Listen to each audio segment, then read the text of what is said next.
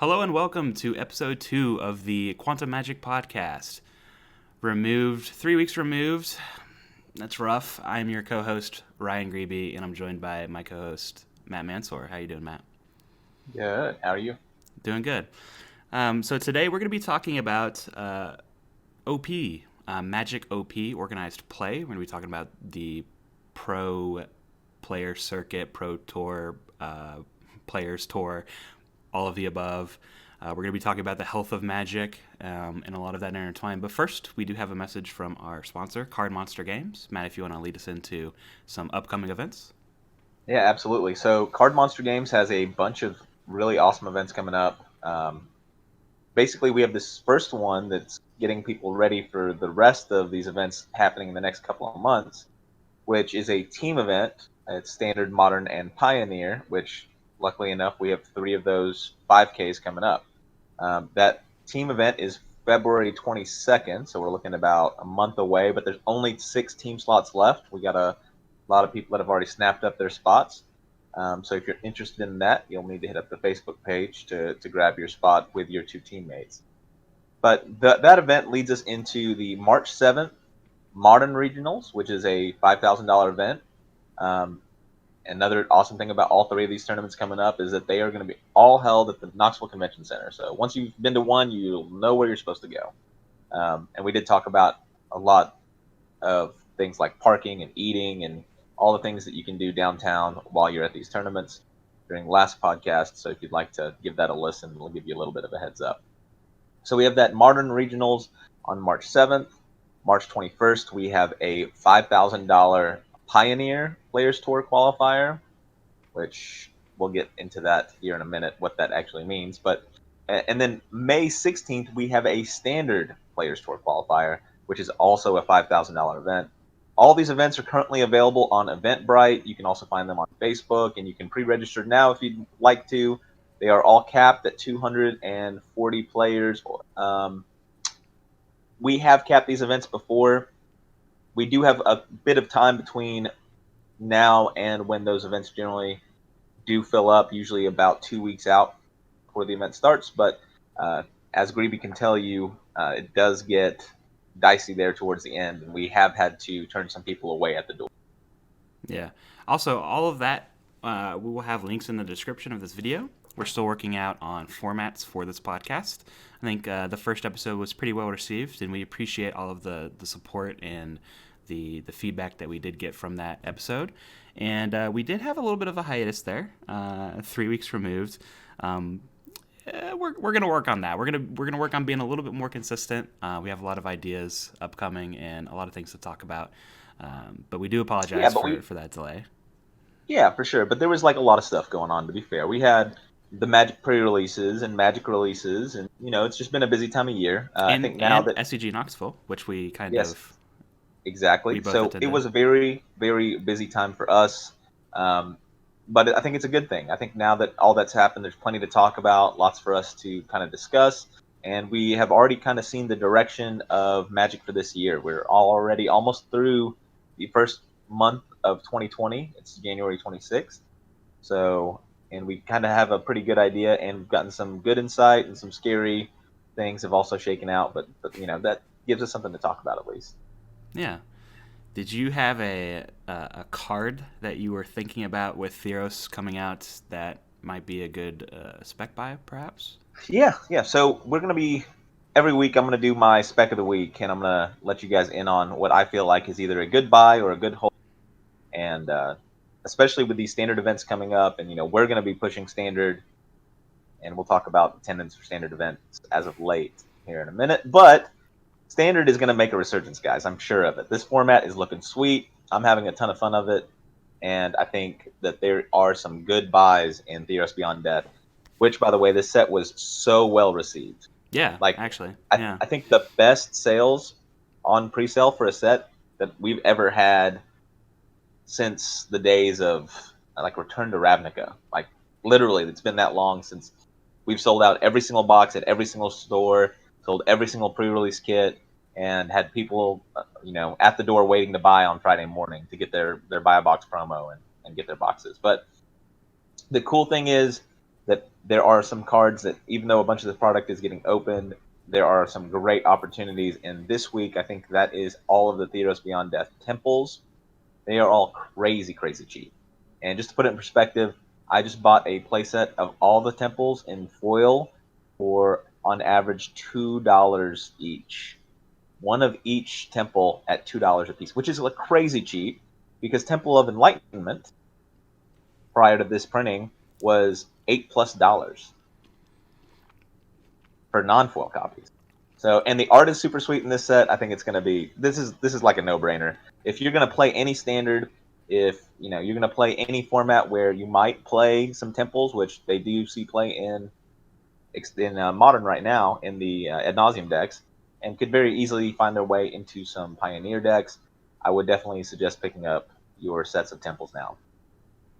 I guess just briefly, I probably agree with that. I think there's good evidence of your root-bound crags, your glacial fortresses, your hinterland harbors. Those dual lands in standard, even if they've been reprinted in the past, there are very good commodities. And generally speaking, after their first released of their most recent printing, this case being Theros, um, they're going to be really cheap. And then as the year progresses and as time goes on, people are going to want their copies because they need them. They need them as four-ofs, and they see a lot of play, and then they have good ramifications in other formats too. Even casual play like Commander sometimes. I know Matt doesn't like his lands to come into play tapped in Commander, but a lot of people love Scryan. So these are some good lands. I probably agree with that. That's pretty good. Okay, so today, as I mentioned, we are going to be talking about OP, organized play. We're talking about transparency among Wizards and Hasbro, and how 2020 is a year of the future for Paper Magic and Magic Arena, and what is actually happening in the pro circuit. There's a lot of interesting data out there that suggests contrary to what we see from Hasbro, and that's a topic of conversation we get into. I want to talk about, just to lead off, there is some interesting data from a user on Reddit, and I'll link that in the description as well, where there is a collection of data from, I think, the inception of Modern, even before that possibly, when Extended was around in some of these graphs, back to 2010, 2011, up to the present, and talking about average attendance per format, talking about total attendance, which is also interesting to look at, and then breaking it down further. So, Matt, what do you think about some of this information? And again, we do stress, listen to what we have to say, but for yourself, I do recommend that later on, after the podcast is over, maybe just take a look at the data yourself, because there's some cool stuff there. So what do you think is... what's the biggest impact from the release of this data for you in your mind? Well, I guess I should start with what my suppositions of attendance were before I saw that data. Okay. And my assumption was that Legacy was the most highly attended format as far as on average at GPs per GP, and then that following behind that was Modern, and then Standard, and then Limited. That kind of follows through once you look at the data, but if you look at overall attendance, Legacy is nowhere near the top simply because of representation as far as number of events, and Standard somehow is less attended currently than Limited events, and kind of historically less attended than Limited events according to this data, which surprises me quite a bit, because if you look at the kind of events that most stores host on a qualification level, on a premium level, anything higher than an F&M, any IQs, any kind of PTQs, they historically were Standard or Modern, but you almost never saw any Limited events, and the Limited events were kind of the few and far between that people did seek out because there were so few of them. And maybe that should change, because it looks like there are a lot of people that are interested in playing Limited on a competitive level, on a higher level. It's not really represented that way on a store level.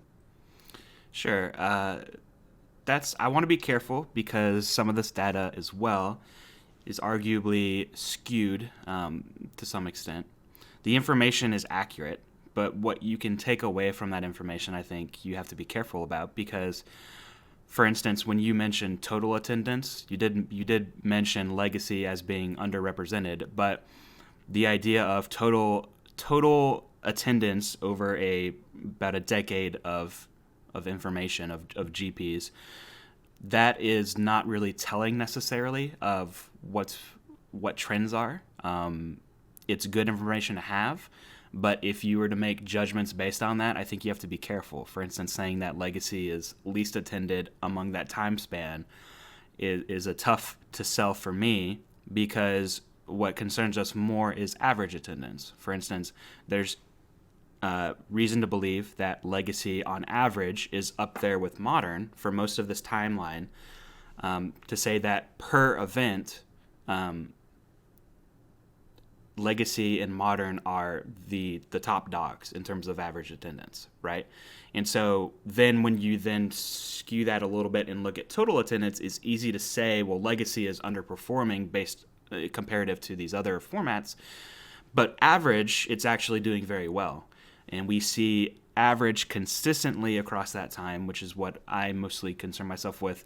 Standard being across the board very lowly attended. Even when standard was, we would consider healthier back in some years past, even then it was having average attendance that was lower than these other events. Now, what you could take from that is, well, what if the sample size of standard is such that you just have more information to go by? For instance, like kind of a demand effect. We see this at some of the events that we would attend vending. If you have a format that is very rare, like Legacy, and it doesn't show up that much, and it's in a good area, it's more likely that players are going to flock to that because they haven't had that saturation or that event happen in a long time. So that also, I guess, could argue to be skewed.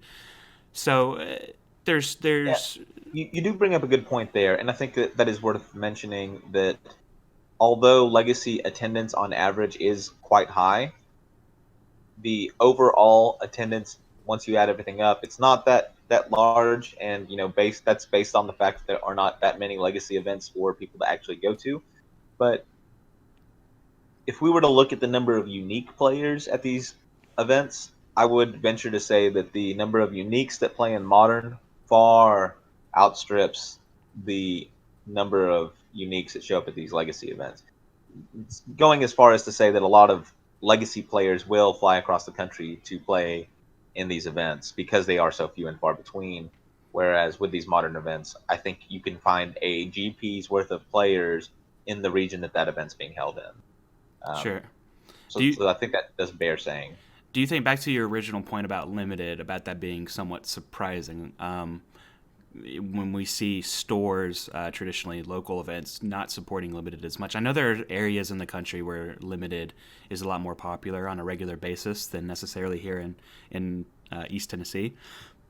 But to then see that at a broad national, worldwide level with GPs and see how limited is doing that well, do we also need to consider possibly that Gold Rush events or Modern Masters opening as limited events with Vegas and those huge attendances, could that be a factor as well? Or should we kind of come to the conclusion that maybe limited is more popular than people give it credit for? What do you think on that? Well, yeah, absolutely, and I guess a good maybe anecdotal data to bring into this, but ties perfectly into what we're talking about is this weekend is GP New Jersey, which is a limited, well, I guess Magic Fest New Jersey. It is a limited event, and historically we don't vend limited events because attendance or the card quality is not quite there. But I would do anything this weekend to be vending Yeah, that Magic Fest because it is capped out. They literally are turning people away yeah, at the door, saying we do not have space for any more people to play in events. That was what was going on yesterday morning. So there are thousands and thousands of Magic players in New Jersey right now playing Magic, which is awesome. But they're also all there to play limited or to play side events, which again, that is very surprising to me and speaks to the strength of Theros Beyond Death, and possibly speaks somewhat to Uh, Wizards positioning themselves a little better in 2020 than they did in 2019 with their organized play. But that kind of tells a story in and of itself that Yeah. there are tons of people out there that want to play limited in general, but at least certainly Theros Beyond Death. I played this format. It was pretty good. I'm biased because I went 4-0 at the pre-release, but I had a really good Oh, time. big champ. Yeah, PogChamp. Humble brag there, guys. uh, yeah, the format seemed really cool. Slower, I'd say, on average than some other limited formats that I've played, but that could be to a positive to take away. I think they did a good job with the set, and I think possibly our next episode or the one after we could talk more about Theros in depth and about how the impact of that set and card design and whatnot. But to kind of hone into what Matt just said there, 2024 Hasbro and WotC. So in 2019, from a player perspective, Matt has more of a TO kind of perspective for him. Wonder if it kind of aligns with where I was at. 2019 was hazy, was foggy, was blurry. The outlook of being a pro Magic player, I don't know. The information that we had was not put forth in a very organized way. It was not concise. It was kind of all over the place. There was a lot of revisions. There was a lot of updates. And I, as a player who likes to play in a lot of competitive events, was very frustrated. And I kind of noticed that a lot of other players were frustrated too. And a lot of pro Magic players were frustrated too. A lot of pro Magic players didn't even have the information available to know if there'd be points, what they are qualified for, what events they can play in, how are they divvying out invitees to some of these exclusive events. It was kind of just all over the place from my perspective. And Yeah, I I, want I to, I agree with you, and I do want to interject that there was that Ask Me Anything that Wizards recently did about organized play on Reddit just 4 days ago. And they did try to make the point, and they did confess that 2019 was a year of upheaval, a year of change, a year of kind of experimentation for them, but that 2020 is supposed to be a year of stability. That is their mantra, according to the post. But I will say that even in January of this year, they did introduce some policy with points being tied to GP attendance the week before the first GP of the year, and then within a day and a half revised that policy and said that they would not be doing that. So very quickly, on the turn of a dime, introducing something that incentivized people who are interested in playing the Players Tour, or whatever they would choose to call it for the rest of the year, and then within 36 hours deciding that those people's money and their decisions to take off work and to book flights and to book hotels shouldn't play into their decision to then revise the policy and say, never mind, we're not going to do that. So that is, I think, a good encapsulation of, if you can imagine the frustration of all the people who made decisions based on that information, and then to then immediately be yeah. punished for listening to something that Wizards had to say. Those are kind of the things we're looking at for organized play right now when it comes to Wizards and how they're handling their policies regarding uh, premium play. Anything above the Yeah. kind of store level. In 2019, it felt very reactionary, kind of like indecisive, very reactionary in the sense that they'd release a statement or release information. There'd be public outcry and public outrage, and as Matt just mentioned, they'd kind of go back on that, and that's not good because that doesn't show a world of stability. That doesn't provide confidence in the eyes of players. If you're constantly making revisions to policies that you put out because of public outcry immediately after, that doesn't show that you've done your research, that you've done your market history search of just what works, what the players want. And I saw this. Let me mention this Reddit thread. I'll have this linked as well. So a guy named of Bitterroot MTG on Reddit brings up the point At present, it seems like a secret club where you need to know a bunch of secret handshakes to get in. And worse yet, the secret handshakes keep changing every year. So this is a player on Reddit voicing his concern. Pretty well received by Reddit standards in terms of upvotes. And this is a player that describes himself as playing for over 13 years, and he says, "Yet I cannot figure any of this stuff out easily." And this is echoed by pro Magic players like Brad Nelson, Paulo Vitor, Damaderosa, and others. And the Magic community, at times, especially on social media, can turn into an echo chamber. But I think in these kind of instances is a positive one. It's good to kind of rally together when we see that the company that supports people's careers, honestly, is kind of just willy nilly being very vague and very reactionary. And I think this just creates discomfort for players. So, as Matt mentioned, they did an AMA and an Ask Me Anything.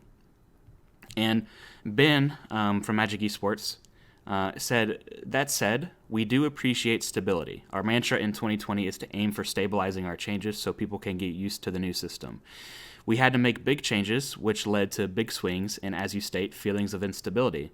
But the goal of the new system was to create a new steady state, and we did some of that system building in front of people because we also value transparency."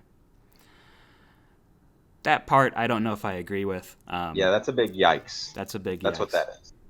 Yeah, so just to give you guys a perspective of what it was behind the curtain for tournament organizers, and a lot of trying to get people to show up to events is at least trying to give them a path, what they're getting when they show up to the event, what they get when they win that event, what the future holds for that person that has committed their time, their energy in preparing for the tournament.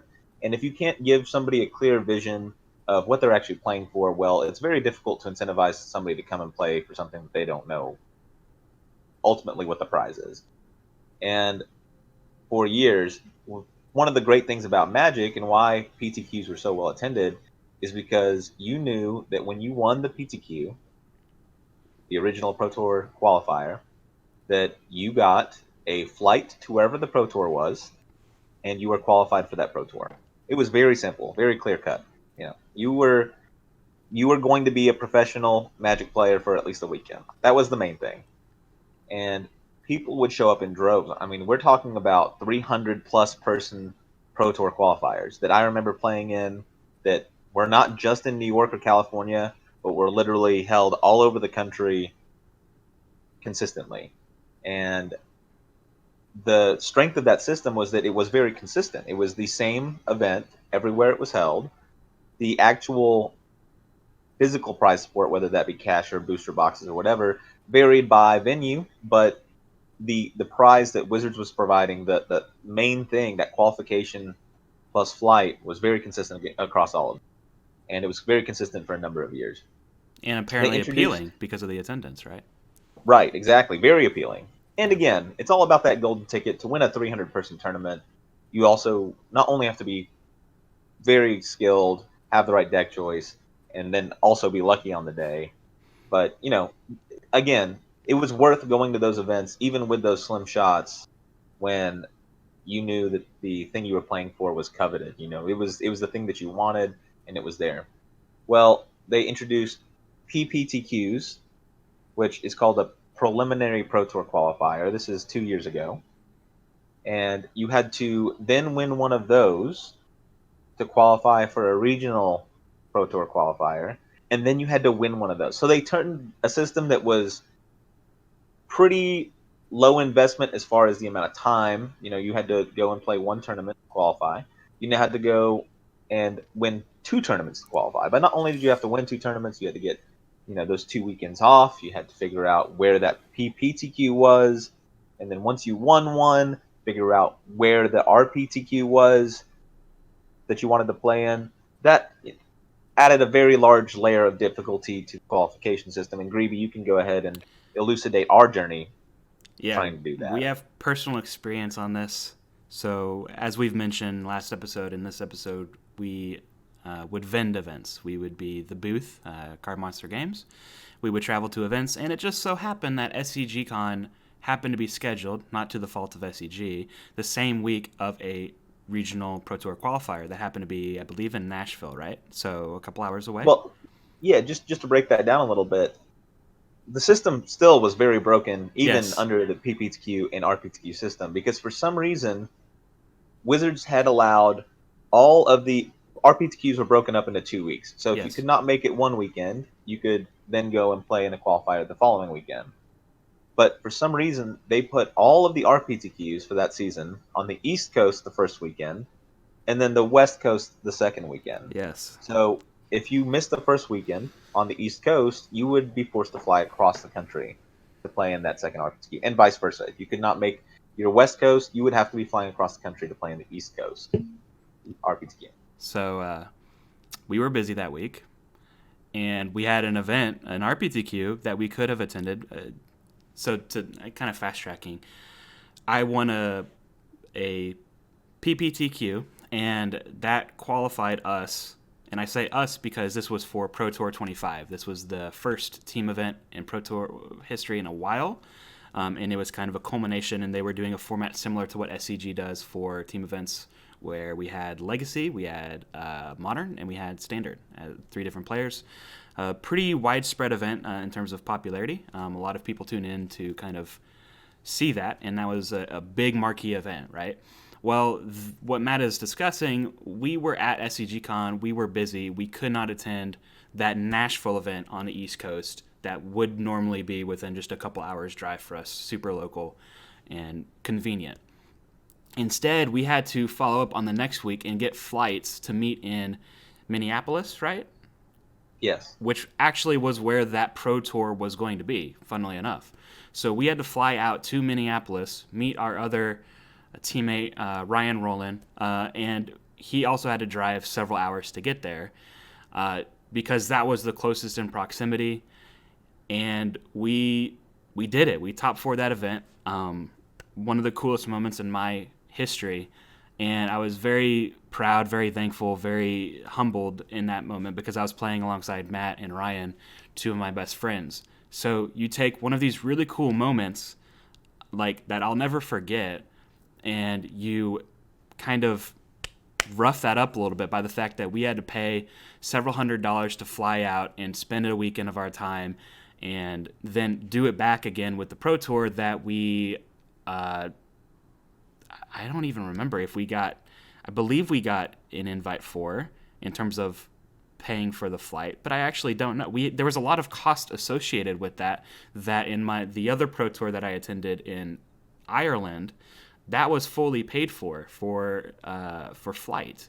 And Yeah. Now they did end up paying for our flights to the Pro Tour 25, and that is the strength of that system. At least was, I feel like PPTQs, although some stores had very middling results, we still had 60 people showing up to play in the first step to get you to the Pro Tour of 2. Playing at the PPTQ, then playing at the RPTQ, and spiking both essentially in order to qualify. But at least if you won the RPTQ, you still got your flight. that's That true. was I'll that give was the that. strength of that. Yeah. But at Well, the same time, it was just frustrating that we had to make this journey, and it was very inconvenient and time consuming and rewarding at the same time because of the accomplishment that we did. But it was just the inconvenience of it all and the fact that there wasn't much communication on that front. A lot of, at the time, public outcry because all of the events, as Matt mentioned, were on the East Coast one week and in the West Coast the other week, and it was just very. It does not seem well thought out. But at least that, in conjunction with what we have possibly going on right now and last year in 2019, is kind of a far cry from that in the sense that now we see on Twitter, on this Reddit AMA, by a username of Zwar, quote, "There's a lot of different 3-letter acronym tournaments in paper to keep track of. Can we get a quick rundown of them and their differences? It's hard to tell what a certain tournament is, what or if it qualifies you for anything, and what to expect to receive when you sign up, especially when it seems like some stores require you to play in a qualifier to qualify, and you don't even know what happens when you win both. So it makes it hard to decide on if an event is worth traveling to or not. And before I give the floor to Matt, I just want to say this is very reminiscent of what we just talked about, and how Ben mentions that they were super transparent, and how we both mentioned yikes. This is one of those instances where players just don't have the information. And Matt, I think you briefly mentioned it as a TO. There's not much information for you to go by as well, and the communication there between you and Wizards is sometimes a struggle, if I'm not mistaken, right? Yeah, so Wizards does supply TOs, I think, with enough information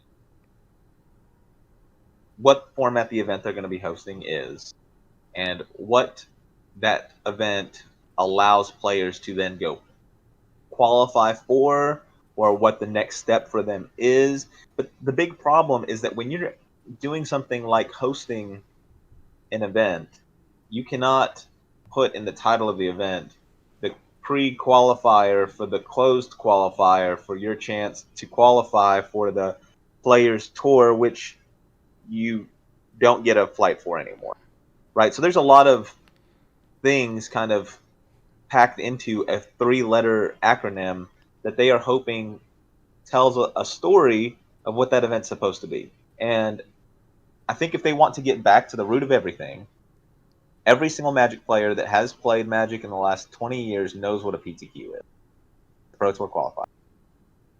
They are now no longer calling those events Pro Tours. They are now called Players Tours, but thankfully they share the same letters. So it'd be very easy to call these events PTQs. Yeah. Everybody would know what that does. That qualifies you for the Pro Tour. Well, instead of calling them Pro Tour qualifiers, on the store level, these events are called WPN qualifiers. That's what they want us to advertise these events as. Even going as far as when I posted the event as a PTQ, was asked to change it to a WPN qualifier. Yeah. Now, me as a TO, I know what the WPN is. It's the Wizards Play Network. What that means to me as a TO as far as what my event is, I have no idea why that would even be relevant to the name of the event. As far as what WPN means to a vast majority of the player base, I would say it means absolutely nothing. And then when you couple WPN with qualifier, well, even if somebody knows what the WPN is, even if they know it's the Wizards Play Network, what exactly are they qualifying for if they're playing in a WPN qualifier? And so on its base level, they have allowed stores, larger stores, premium level stores, stores that have consistently run large events successfully in the past to host these events. And I think they are kind of saddling these stores with a lot of the work to get the word out there, to elucidate what any of that is supposed to mean. But then to further muddle that, within the WPN qualifiers, stores have the option to run either WPN open qualifiers or WPN closed qualifiers. And I yeah, don't I even haven't even know. right. Really? I don't. Yes, I haven't even talked to you about this, and I haven't even entertained the idea. But there are other stores that are doing it. Stores that don't have an outside venue to host large events in, or stores that would rather keep all the events inside their own store.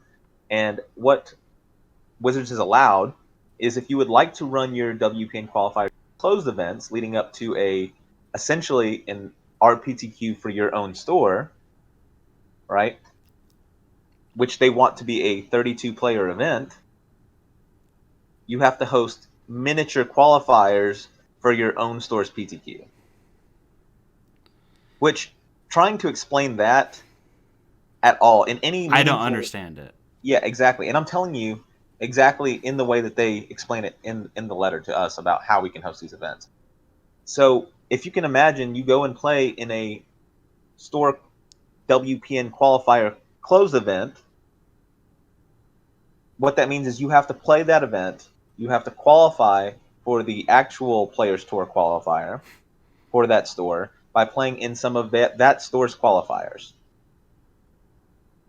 Imagine trying to explain that to anyone showing up to the event, let alone explain that to anybody that is trying to figure out what that event means.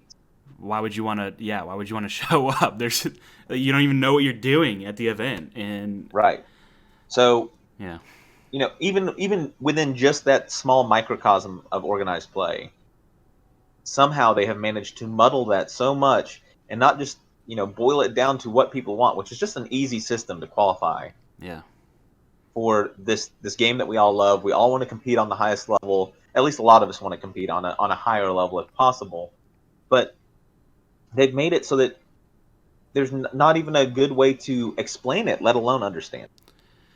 yeah. And again, at that Pro Tour 25, we even spoke to Wizards representative about some of these changes, and we were directly referencing, because at the time it was PPTQ and RPTQ, and we were referencing that maybe PTQ, just keeping it simple, we could revert back to that, and it feels like they've just gone further in the other direction. And we've talked a little bit now about the problems, and I think a lot of people know the problems, although the information, like, I didn't even know that. So the fact that there's just so much confusion uh, and fuzziness around all of these events, it makes it very difficult as a player to keep vested into playing competitively. You don't know what your goals are, you don't know how to achieve those goals, and you don't know a clear and simple path to get there.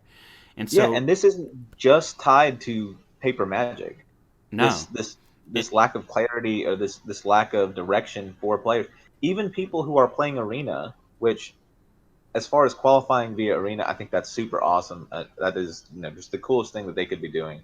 At least as far as giving people an opportunity to qualify, play on the big stage while playing online, which is awesome. They've been doing that with Magic Online, but at least with Magic Online, they also had PTQs. You played in the PTQ, you won the PTQ, you were yeah, on the. Well, even for arena, they have these 3-month qualifying seasons, which you qualify for the big tournament that happens every 3 months. And then if you make day two and then spike day two of that event, then you do get to Pro Tour. But the crazy thing is, sorry, the Players Tour. But the crazy thing is, they aren't announcing when those tournament dates are going to be out from the event date. you cut As out. an You example, said until 2 weeks out. 2 weeks out. So the last qualifying season, which ended in December, they did not let players know when the qualifying tournament would be until literally within 2 weeks of the event. And there were multiple people on Twitter talking about how they cannot get that time off work, how that, if they had been given a little bit more notice, maybe, sometime in that 3 months that they were qualifying for that event, maybe they would have been able to make plans to attend. But, again, that is something that I think would have been very easy to have planned out. And again, like you said earlier, it kind of feels like they're playing from the shotgun. They as soon as they catch the ball, they're trying to figure out what to do with it. Right? They have no idea what the game plan is Yeah, until they're right up on it. And maybe they just need to expand that team. Maybe they just need to invest more time into just infrastructure for these events. But I feel like, as far as a player, there's just a lot of frustration in trying to figure out how it all works. And that is the exact right. opposite. The It, hard part should be actually qualifying, not yeah, figuring out how to qualify. yeah. Yeah. And this ties into as well their direction with Arena. Um, I feel like it's just muddying the waters. I feel like a lot of problems with Wizards in the last year has been communication and transparency. So for somebody to say that they've been very transparent is kind of, it's a gut wrenching a little bit. And it feels like there's a lack of direction and purpose for both Wizards and the players that are qualified. Like, as a company, it seems like you're putting more eggs into the basket of Arena, which is fine. It seems like there's been a reduction in coverage for Magic Fest. There's been a lack of care to this OP system we're talking about, because nobody even knows, right? And then when you bring a potential solution, it feels like even in the next week they could change it on a dime. There's just a lot of misinformation out there, and to the fault of Wizards. So I feel like they have a lack of direction as well as the players of just how to get to the Pro Tour. As a company, I think you need to decide what the Pro Tour, Players Tour, even means to you as a company. Traditionally, the Pro Tour was a advertising tool for Wizards, right? Um, and I think now we see in the coming years, the past few years with League of Legends and Overwatch and Call of Duty and some of these other esports, we see the creation of magic.esports.gg or what have you, which that completely needs to be revised in my opinion, because again, not everything is there. Everything should be written out and easily understandable. And I think we've kind of come to terms here. I think we've recognized that just keeping it simple could help them alleviate other problems. If they keep it simple, they have a good understanding of what they want to do as a company with this organized play, right?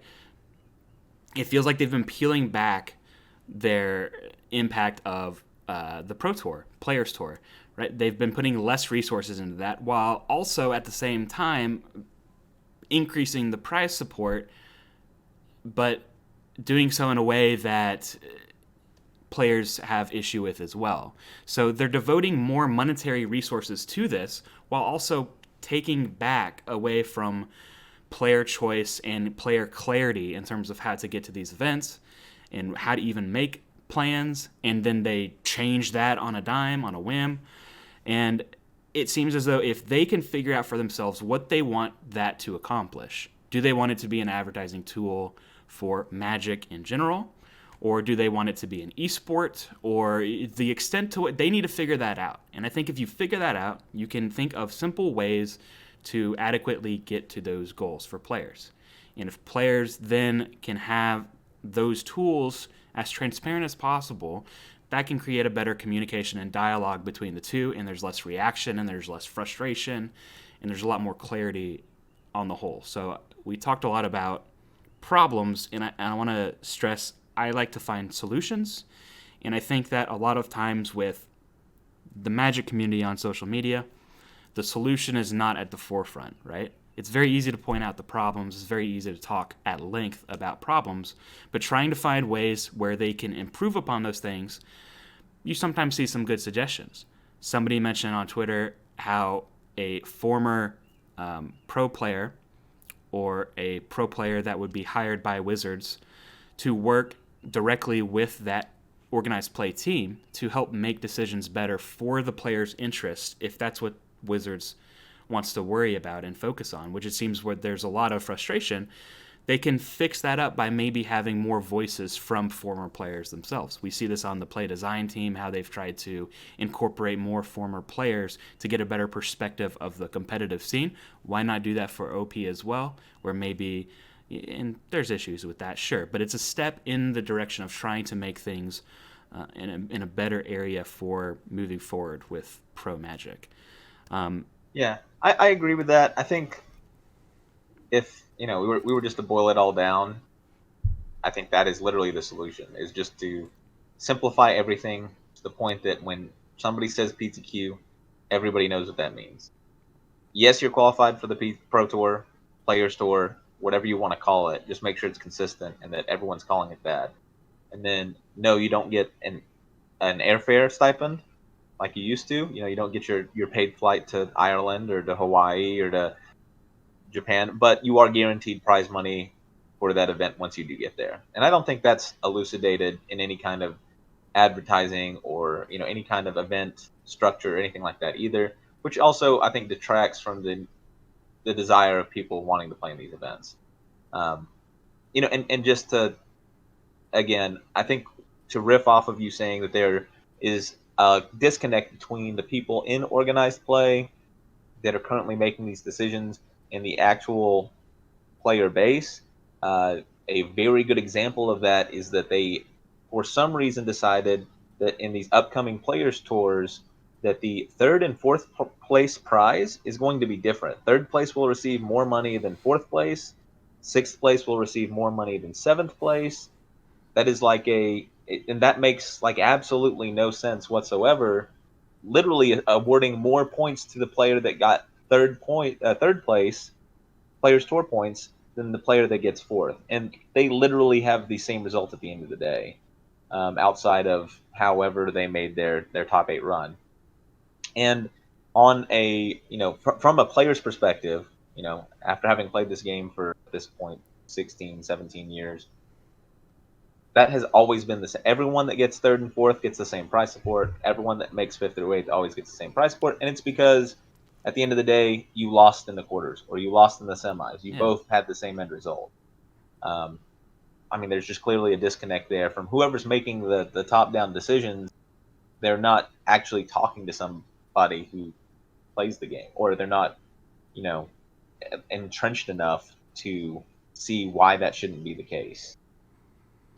And So I think you could harken back to the introduction of Hasbro, and maybe there's just conflicting interest from Hasbro to their direction to Wizards proper. Of right at the end of the day, we want to make more revenue. We want to do what's best to get eyeballs out there for Magic, and so I think you see that by their introduction of more money, but then the actual implementation of that has been very a windy road, to say the least. And I wonder, with Hasbro wanting to push digital Magic in Magic Arena, I wonder if that is too short-sighted. We're now seeing League of Legends coming out with their own digital CCG of Legends of Runeterra that has just recently gone into open beta. The viewership for that seems as though it's already on average for just any random day better than that of Magic. There's more eyeballs already on League of Legends. There's already more prominent streamers on League of Legends. There's already more people who play the game League of Legends.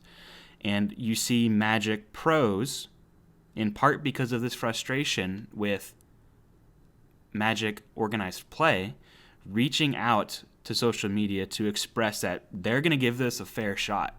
They're going to give Legends of Runeterra a fair shot, same as they did for Artifacts, same as they did for Hearthstone, same as they did for some of these other CCGs.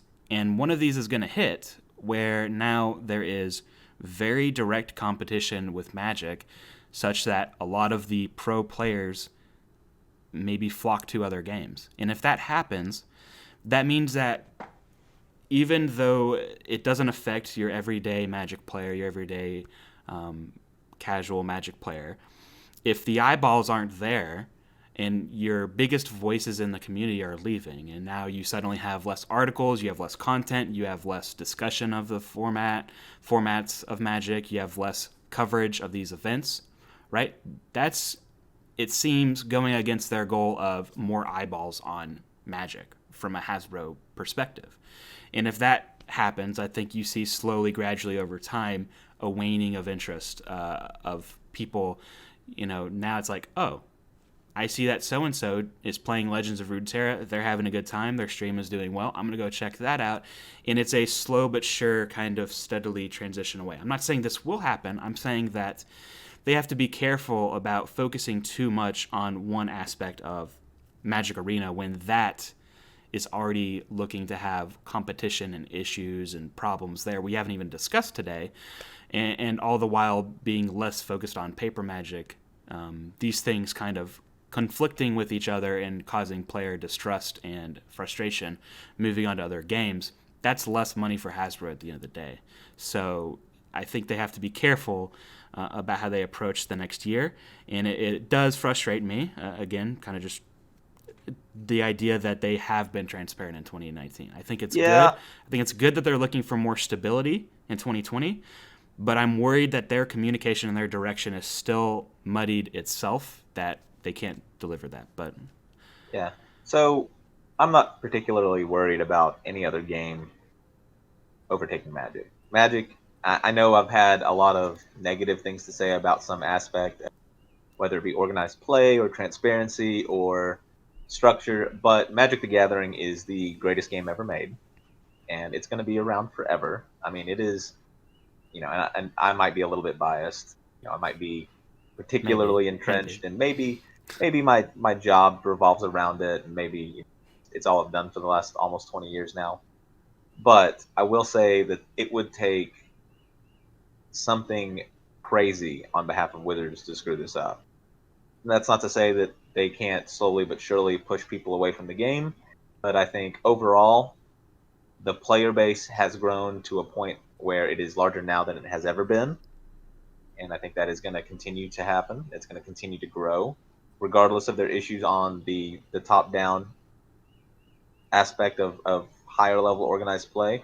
But I think at the end of the day, if Wizards wants people to be invested on the level of eyeballs watching streams online and getting some of that uh, some value there, some value added to the company, some value added to where their dollars come from in their stock value, then they're going to have to do some things to please the people that watch those streams, and they're going to have to please the people that play in those events that people are watching. And right now, they're not doing those things. I mean, to the point where not even from the aspect of how to qualify for events, but players like Brad Nelson and players like, I mean, literally the best players in the game who have been on the Pro Tour for 10 plus, 15 plus years are asking, where is the event hall? Yeah. There's no information about where this event is being held that is in 2 weeks.